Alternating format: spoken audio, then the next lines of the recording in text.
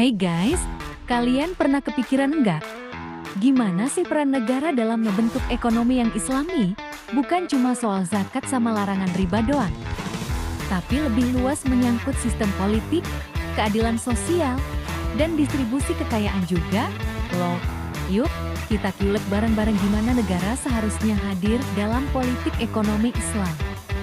Politik ekonomi Islam adalah basically strategi negara dalam ngatur ekonomi berdasarkan nilai-nilai Islam. Tujuannya, ya tentu aja buat ngedapetin keadilan, kesejahteraan umat, dan menjaga kemaslahatan bersama. Jadi, bukan cuma ngejar profit kayak kapitalisme, atau kesetaraan mutlak kayak sosialisme. Tapi, balance bro, sesuai syariat dan tetap realistis. Tanpa negara, sistem ekonomi Islam nggak bakal jalan optimal. Negara itu ibarat wasit, dia harus ngatur jalannya permainan ekonomi biar adil. Peran utamanya antaranya: pertama, menegakkan hukum syariah. Negara wajib melarang transaksi haram, kayak riba, gharar, ketidakjelasan, dan maisir judi. Kedua, distribusi kekayaan. Nggak boleh ada yang kelaparan, sementara yang lain numpuk harta. Makanya ada sistem zakat, infak, dan wakaf. Ketiga, menjaga stabilitas pasar. Negara harus pastiin harga nggak dimanipulasi. Misalnya, larang penimbunan barang ihtikar. Keempat, ngatur sumber daya alam. SDA itu milik umat. Negara yang kelola buat kepentingan rakyat, bukan buat segelintir elit doang. Contoh konkretnya banyak. Coba kita flashback ke zaman Nabi Muhammad SAW. Beliau bikin pasar bebas riba di Madinah dan nentang keras praktik curang. Terus zaman Khalifah Umar bin Khattab, beliau ngatur gaji pegawai negeri dan ngebentuk Baitul Mal sebagai lembaga keuangan negara. Nah, zaman sekarang gimana? Banyak negara yang mulai adaptasi sistem ekonomi Islam. Kayak pertama, Arab Saudi, terapin larangan bunga di perbankan syariah.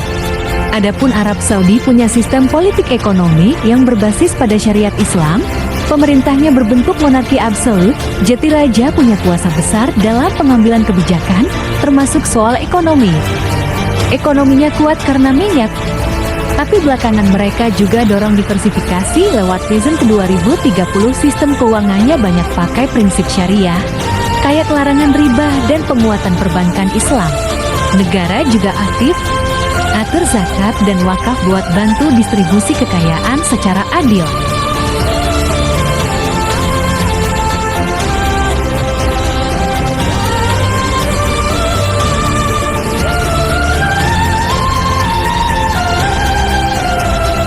Kedua, Malaysia mendorong ekonomi halal dan zakat diatur negara.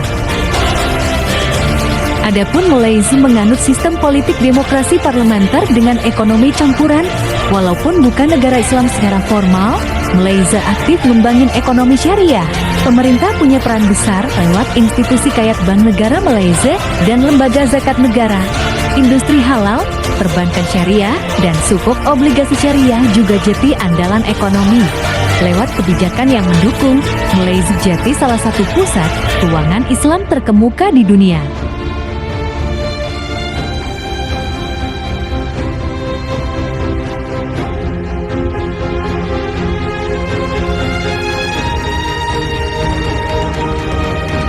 Ketiga, Indonesia udah punya Komite Nasional Ekonomi dan Keuangan Syariah (KNKS) yang langsung di bawah Presiden. Adapun Indonesia adalah negara demokrasi dengan ekonomi pasar bebas, tapi secara konstitusi mengusung ekonomi Pancasila yang berprinsip keadilan sosial. Walaupun negara bukan berbasis syariah, ekonomi Islam terus berkembang. Pemerintah membentuk Komite Nasional Ekonomi dan Keuangan Syariah (KNKS), ngatur zakat lewat Basnas, dan dukung perbankan syariah serta industri halal. Jadi, sistem ekonomi syariah di Indonesia jalan berdampingan sama sistem konvensional.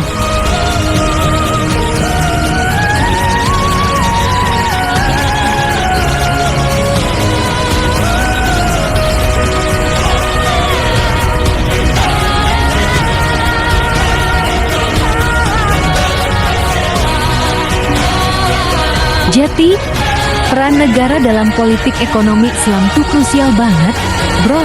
Tanpa negara, sistem Islam gak akan berjalan maksimal. Yuk, bareng-bareng kita dukung sistem ekonomi yang lebih adil dan beradab.